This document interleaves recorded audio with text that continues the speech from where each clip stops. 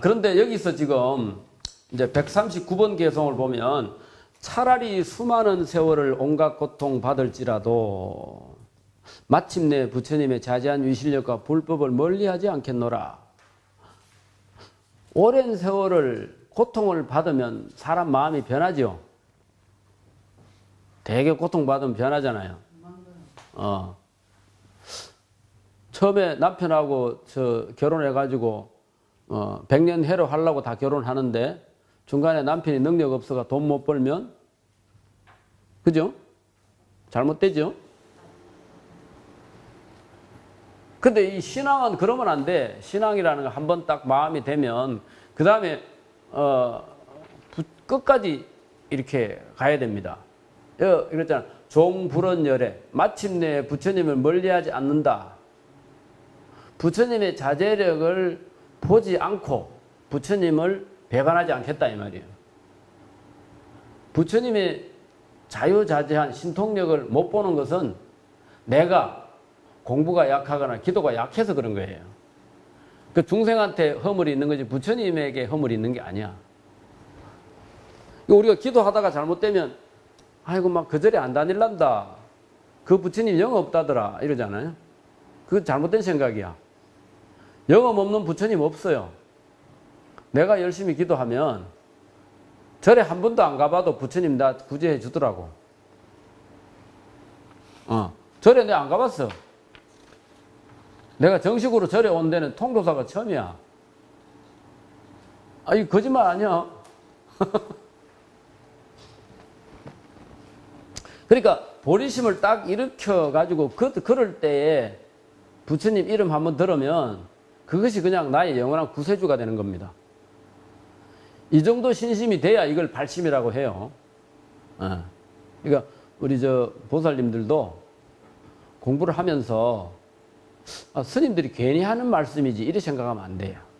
스님들은 체험을 했기 때문에 다른 말로 하면 가피를 입었기 때문에 그런 소리 하는 거예요. 그래서 이런 그 도솔공정 개참품에 이런 아주 상징적인 개성이 있고 그래서 이제 나중에 공부할 부분이지만 그 197쪽에 한번 보겠습니다. 만일 사람이 말하기를 내가 부처님의 말씀한 한 구절 법으로 보살의 행을 깨끗이 할 것이 있는데 그대가 능히 큰 불구덩이에 들어가서 엄청난 고통을 겪으면 일러주리라 하면 그때의 보살은 생각하기를 나는 부처님이 말씀하신 한 구절 법을 듣고 보살의 행을 깨끗이 할 수 있다면 삼천대천 세계에 가득한 불구덩이 속에라도 오히려 대범천의 위로부터 떨어져 들어가서 몸소 받을 터인데 하물며 이 조그만 불 속에 뛰어들어가지 못하랴. 그리고 내가 지금 불법을 구하기 위해서는 일체 지옥의 고통도 받거니와 하물며 인간에 있는 조그만 고통을 받지 않으려 한다. 어떤 사람 보살에게 와서 하는 말 누구나 큰 불구덩이에 몸을 던지면 그대에게 불법 법에 일러주리라 이 말 듣고 몸 던져도 겁날 것 없어 맹렬한 불 삼천세계에 가득 찼는데 범천에서 몸을 던져 뛰어든데도 법을 듣기 위하여선 어렵지 않거든 인간의 작은 고통 참지 못하랴. 이게 이제 부처님을 의지하면요 100% 의지해버려야 돼요. 죽고 사는 거 맡겨버려야 돼. 그게 어디 조그맣게 감기 들어서 약국에 가서 약 사다 먹고 낫는 이 정도 수준이 아니고 이제 부처님 만날 때 확실하게 만나버리면 부처님한테 의심을 하지 않습니다. 부처님을 의심하지 않는 마음으로 기도를 해야 성취가 되고 가피를 받아요. 저는 출가하기 전에 벌써 그렇게 한번 했고 그 다음에 중간에 어려울 때 되면 저는 기도합니다. 기도하면 거의 한 80%는 내가 다 성취한 것 같아. 여러분 어때요? 80% 성취면 확률이 그죠? 그 주식 투자하더라도 80%면 성률이 대단하죠?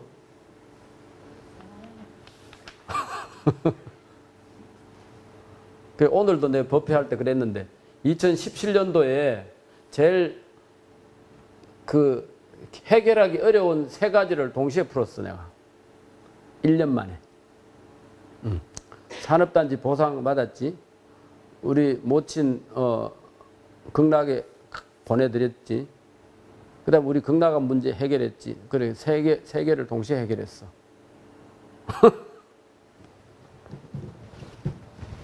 그 마음 먹고 기도하고 기도할 때 시작할 때 보통 마음으로 시작하지 말고 아 이때다. 우리가 지금 불교 믿는 사람이 이번 겨울에 한마음 한뜻이 돼서 열심히 기도하면 내년 봄 되면 좋아질 겁니다. 우리 저 고려시대에 팔만대장경을 만들었잖아요. 팔만대장경 운명이 우리 황룡사 구층탑 운명하고 같았어요. 몽고가 쳐내려와가지고 초조대장경 먼저 불사르고 그 다음에 황룡사 구층탑 불사르고 그때 이루어진 거라. 그게 고려 후기에 최신 무신정권 집정기에 이루어진 거예요. 그런데 최신 무신정권이 나쁜 짓도 했지만 좋은 일 한 것은 팔만대장경을 다시 새기면서 국론을 통일시켰다는 겁니다. 그게 굉장히 중요한 겁니다. 그래가지고 결국은 몽고는 망하고 우리는 되살려 놨잖아. 그러니까 조선으로 넘어갔죠. 몽고는 그 강대한 나라지만 팔만대장경 완성하고 나서 나중에 200년 만에 망했어요. 그래서 우리가 이제 팔만대장경하고 이 황룡사 구층탑, 그러니까 우리 지금 황룡사 구층탑에 와서 공부하고 있잖아. 이 굉장히 상징적인 그런 호국 불교의 상징입니다. 그래서 그 대신에 그런 큰 발심을 할 때는 내가 죽고 사는 거 부처님한테 맡겨놔 버려야 돼. 그 맹렬한 불 삼천세계 가득한 거기에 몸을 던져도 내가 올바른 진리, 부처님 법문을 구하기 위해서는 이 작은 고통은 참아야 된다. 그리고 여기서 한 걸음 더 나가면 뭐냐? 불생불멸을 믿어라. 불생불멸을. 이게 종교인이 제일 겁나는 건 뭐냐 하면 죽음을 두려워하지 않는 것이 종교인의 아주 무서운 부분이에요. 그래 하려면 뭐냐? 신앙이 확실해야 돼요.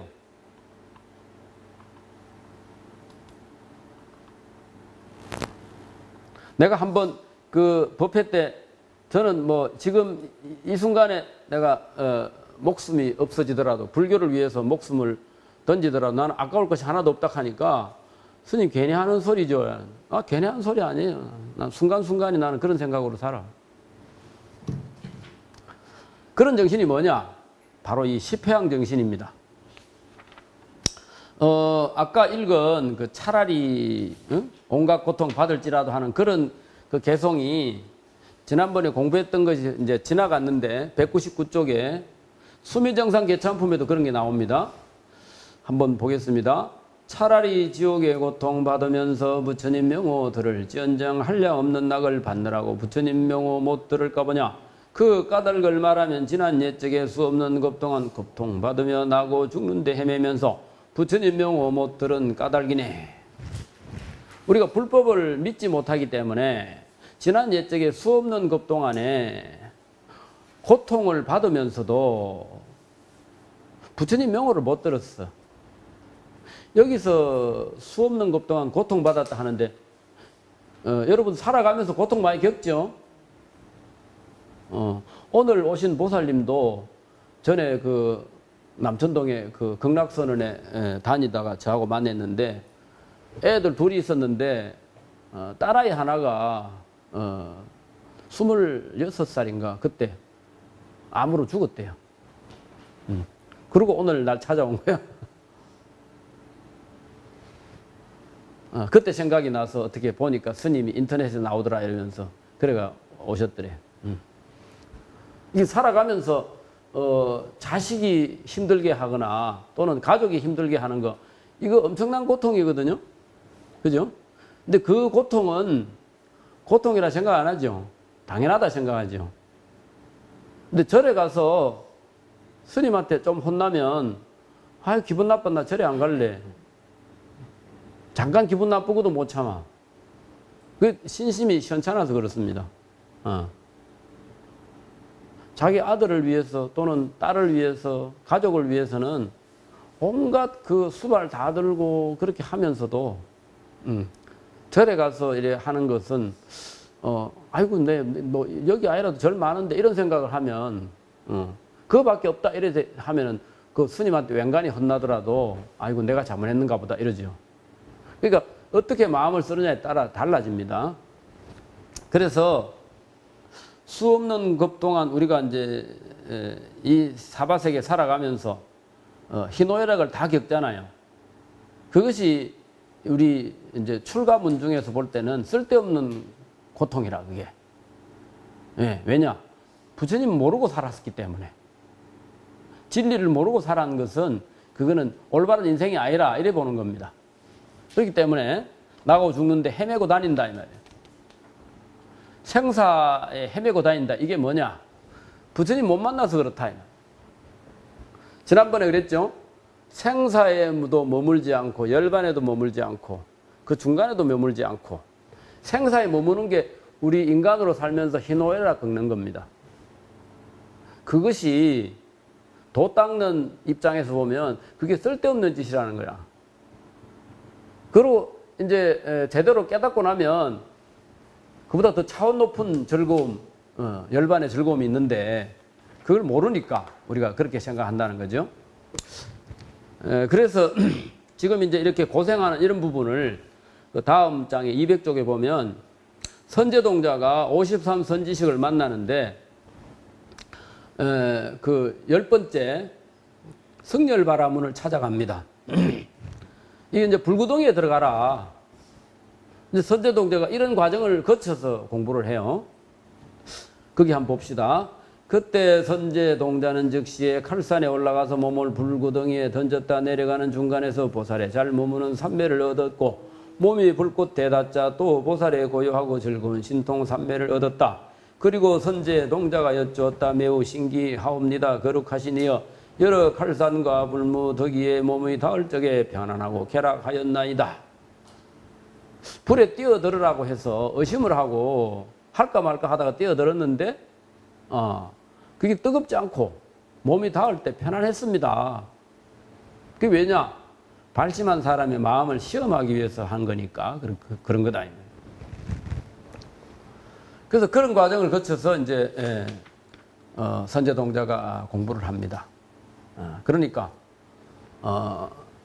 10주, 10행, 10회항 그 다음에 10주로 건너가는데 10주에서는 요 주제가 발심이라 그랬죠.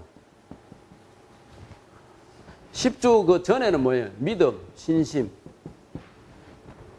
신심 플러스 발심. 그 다음에 발심이 된 상태에서는 행이 있어야 되겠지. 수행. 이게 이제 수행을 하면 열심히 하면 빨리 깨닫고 등한히 하면 늦게 깨닫고 그럼 나중에 성불로 간다.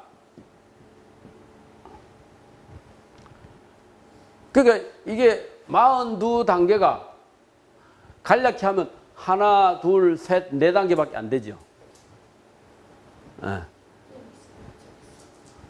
그러니까 이게 10단계 이것을 믿음을 확실히 가지면 하나만 하면 되는 거고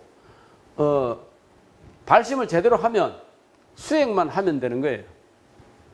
근데 그 중간에 이제 이 오늘 공부할 이 10회항이라는 건 뭐냐 하면 공덕을 하든지 수행을 하든지 나를 위한 나만을 위한 수행이라 생각하지 마라.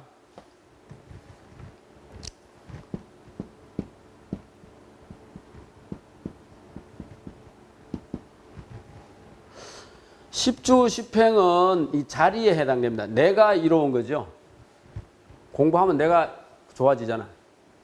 이 십회항은 이타입니다. 그죠? 이타. 남을 위해서. 내 공덕을 남을 주는 거예요. 네. 그런 마음이 없으면 이건 대승이 아니다. 대승은 함께 나누는 것이고 베푸는 것이다. 그러니까 10주 10행 그 다음에 10주로 가는데 10회항이 없으면 10주로 건너갈 수가 없어. 대승의 수행이 아니다.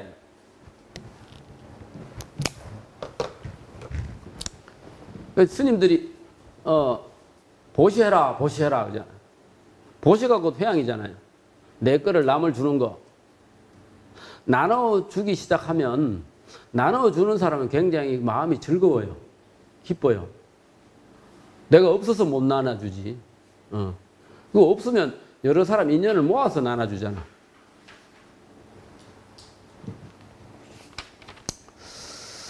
그래서 201쪽에 이제 본격적으로 10회항으로 들어가는데 내가 지은 모든 공덕 세 곳으로 모두를 위해 회항한다. 여기서 세 곳은 뭐냐? 중생에게 나누어지고 중생회항이라 그럽니다. 그 다음에 내가 하는 회항 정신이 모두 부처님의 깨달음에 연결되라. 이걸 보리회항이라 그래요.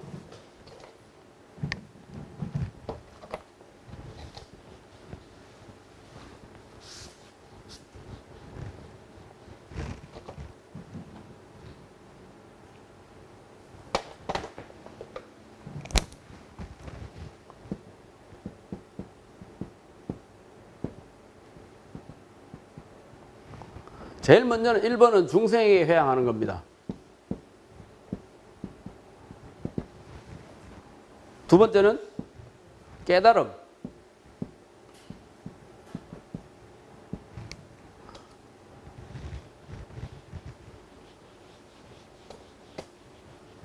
이걸 보리라 그러죠. 보리.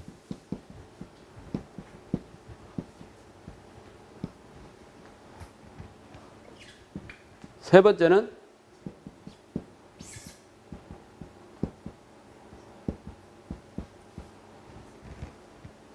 실제 회항. 이건 뭐냐? 실제라는 것은 중생이 사는 세계에 깨달음이 공존하는 거야. 이건 말하자면 실제 상황이다 이거예요. 현장. 그죠?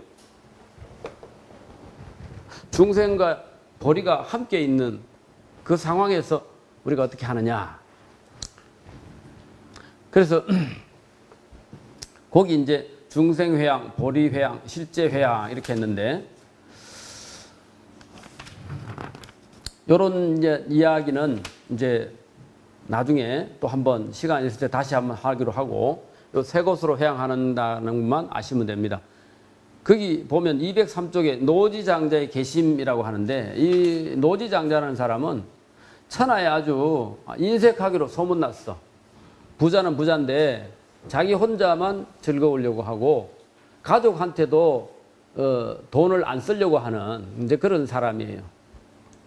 근데 이 노지장자가 부처님 시대에 있었는데 이 천석군 만석군이야.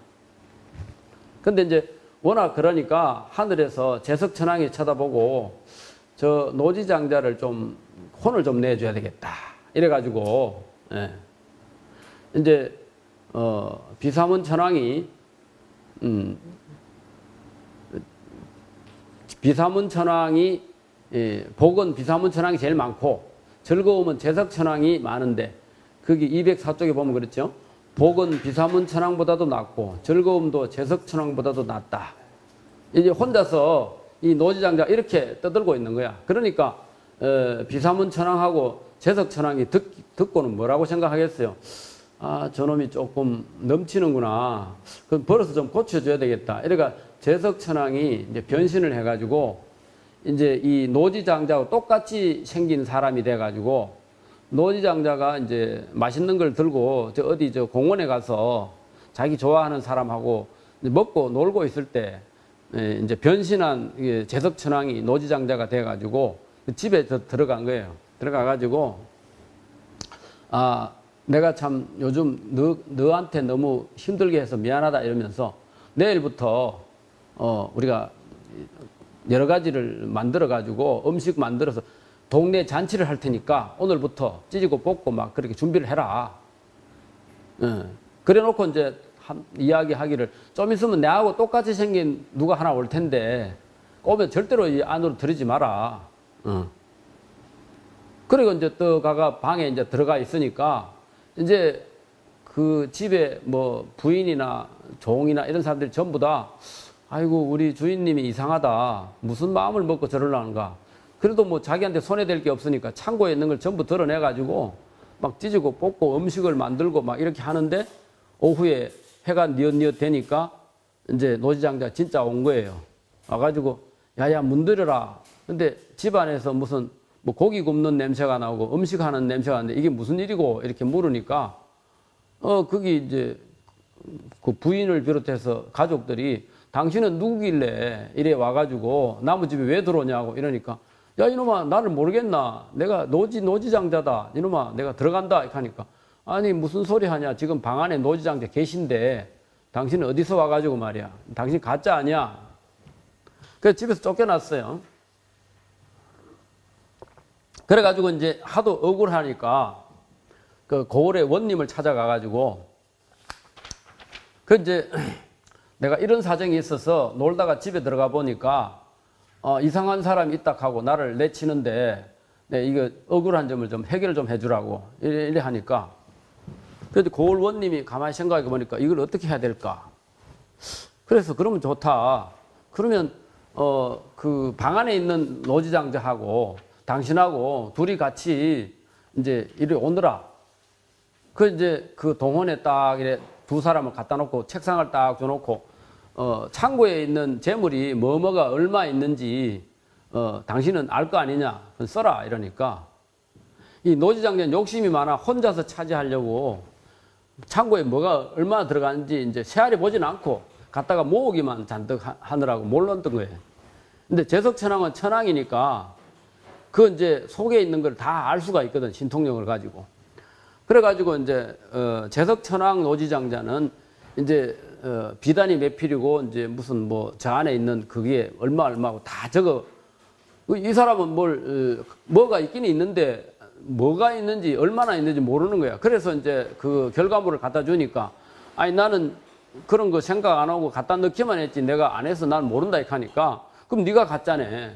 근데 고을원님이 이제 판결을 내리기를 저 사람이 진짜고 이 사람은 가짜다. 그러니까 이 사람 내쫓았다. 그러니까 노지장자가 이제 어떻게 할 수가 없잖아. 그래가지고 할 수 없어가 동네 한쪽에 있는 절에 가가지고 부처님한테 아이고 도저히 막 고을원님도 해결을 못 해주고 부처님 어떻게 하면 되겠느냐. 그러고 막 기도를 하고 있으니까 그때 이제 부처님이 그 재석천왕 보고 그 노지장자한테 살짝 일러라.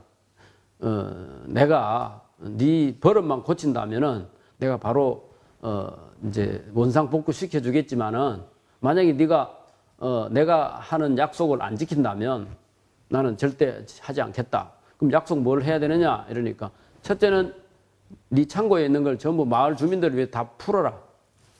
그리고 가족들한테도 뭐 맛있는 거 같이 갈라 먹고 그 다음에 지금까지 부려먹기만 하고 안 썼던 그거를 재물을 나눠주라. 그렇게 하니까 이제 할 수 없어가지고 이 노지장자가 이제 그렇게 하겠노라 이렇게 하고 나서 그래 이제 재석천왕은 재석천왕 본자리로 가고 그래 이제 이렇게 이제 해결이 됐다는 거예요. 그래서 이제 부처님하고 재석천왕이 노지장자의 버릇을 고쳐준 그런 일이 있는데 이것이 이제 노지장자 경에 나오는 이야기입니다. 어쨌든 사람이 그 인색하고 욕심이 많으면 이런 짓을 하는 거예요. 아마 우리 곁에도 혹시 그런 사람이 있을지 몰라. 한번 자세히 생각해 보면. 네. 그래서 우리가 그 공덕을 가지거나 자기가 있는 복을 가지고 남한테 나눠주면 이것이 없어지는 게 아니라 점점 더 커진다는 거죠. 우리가 여기 와 있는데 이 옛날 그런 말이 있잖아요. 경주 최부잣집이 영원히 부자로 사는 이유가 최부잣집 사방 십리까지 굶어 죽는 사람이 없도록 그렇게 늘 베풀고 살았다는 거예요. 예. 그게 그 역사적으로 임진왜란 때 증명이 됐답니다.